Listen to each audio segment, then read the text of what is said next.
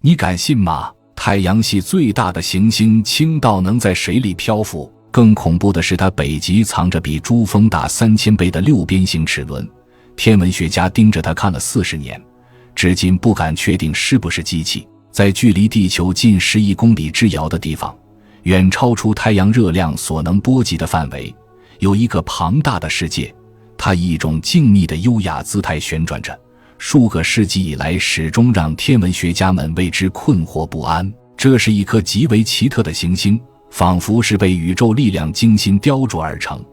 与其说它是自然偶然的产物，倒不如说更像是不可能实现的伟大工程杰作。我们所说的正是土星，这个气态巨行星的尺寸大得离谱，地球在它内部能容纳数百次之多，而且它的密度极低，如果能将它置于一片广袤无垠的海洋之上，它真的会漂浮起来。与我们在教科书里所熟知的圆润模样不同，土星并非一个完美的球体，它两极稍扁，赤道部位向外膨胀，好似连重力都难以维持其规整形态。在其高层大气中，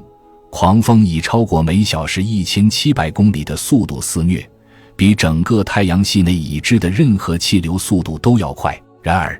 这些并非最令科学家们着迷之处，真正的谜题聚焦在行星的北极区域。在那里，与上层云层之中，存在着一种完全违背逻辑的现象，一个完美的六边形，其边角有着精准的数学定义，如同宇宙齿轮般持续旋转了数十年之久。它是如此精确，如此刻意，以至于时至今日，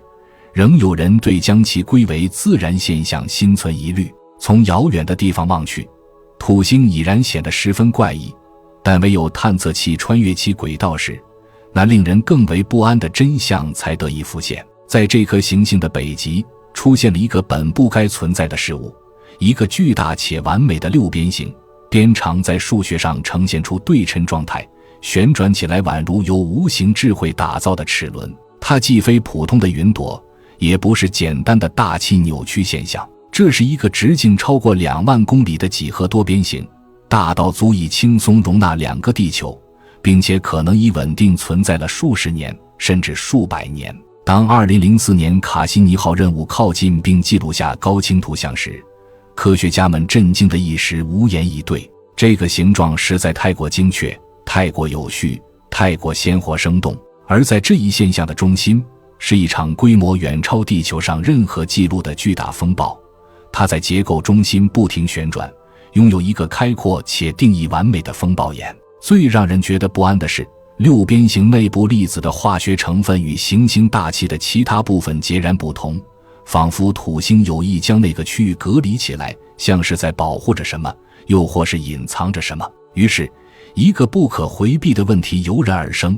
这仅仅是自然的极端现象，还是某种我们尚未理解的计划性构造？土星不仅有着令人惊叹的美丽，更在科学层面给我们带来诸多困惑。这个巨大的行星体积超过760个地球，却轻盈到如果可能的话，能在海洋中漂浮。它的密度比水还小，对于如此庞大的行星而言，这本不该出现。更为奇特的是，它自转速度极快，以至于在物理形态上都发生了变形。土星的一天仅约10个半小时，这使得行星两极被压扁，赤道部分向外膨胀，就像是被一股强大的力量使劲拉伸过一样。它是太阳系中最扁的行星，其大气中的风速超过每小时1800公里，比地球上记录到的任何飓风速度都要快。与地球不同，地球上的风暴通常在数日内便会生灭，而土星上的风暴却可能持续数十年，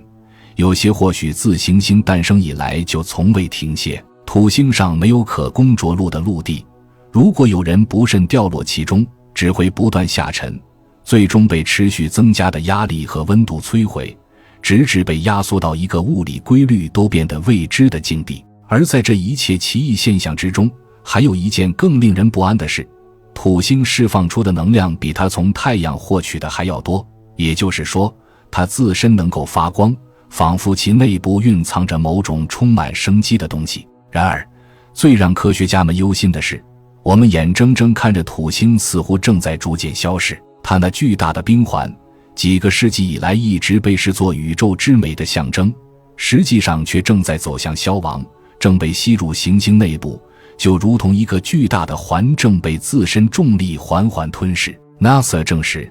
这些环正以惊人的速度降落在土星上，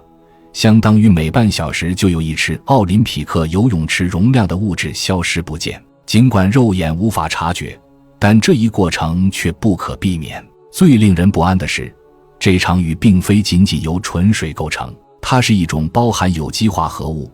带电颗粒以及本不该出现在离太阳如此遥远之处的碎片的化学混合物。这场雨的每一滴都意味着土星历史的一部分正被永远抹去。倘若没有任何因素阻止这一过程，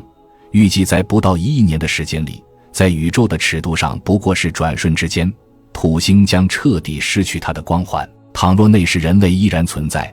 我们将只能看到一颗平凡无奇的行星，毫无光彩，毫无独特之处，仿佛它从未成为过宇宙中的标志性天体。而这也正是我们面临的最大疑问，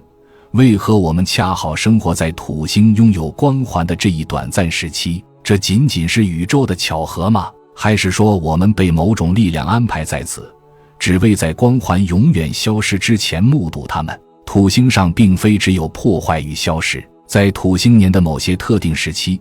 一些更为神秘的现象似乎在悄然上演。土星环开始呈现出一些不符合已知物理定律的奇特表现，它们出现了被称作辐条或幽灵射线的暗色与半透明斑点，这些斑点时而出现，时而消失，仿佛是某些无形物体投射下的影子。它们既不是普通的影子，也不是尘埃，更不是常见的风暴，它们似乎是由悬浮在环上方的带电粒子所形成，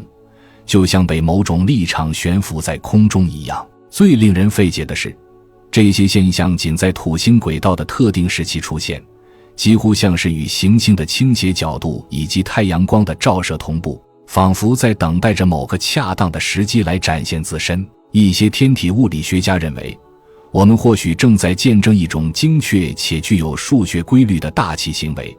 它更像是一个经过编程设定的系统，而非随机产生的现象。倘若这些环并非仅仅是宇宙的残余物质，而是某种活跃结构的一部分，比如某种我们尚未理解其功能的东西呢？如今的每一次新观测都在向我们暗示，